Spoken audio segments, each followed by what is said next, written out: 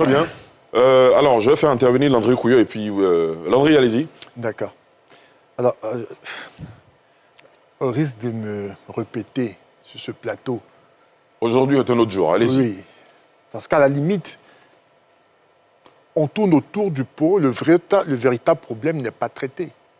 C'est quoi le véritable problème selon Le problème, c'est le texte. Et je crois que madame, à une des émissions ici, a évoqué le fameux article 6 qui, dans sa mise en œuvre, pose problème. Pose problème. Soit parce que le texte n'est pas bon, soit parce que le mécanisme de révision de la liste électorale ne concorde pas avec la formulation du texte. C'est aussi simple que ça.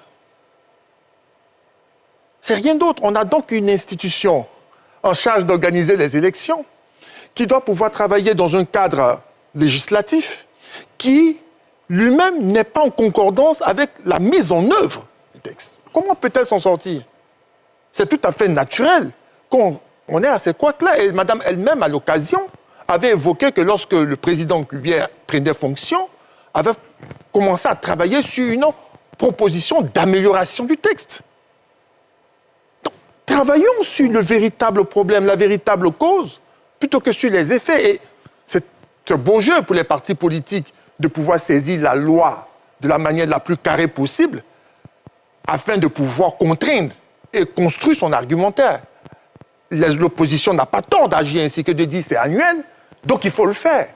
Mais quand on regarde en profondeur, c'est le texte lui-même et dans sa mise en œuvre qui pose problème. Donc ayons le courage d'ouvrir le débat législatif quant à examiner la loi et sa mise en œuvre en vue de la mettre en harmonie.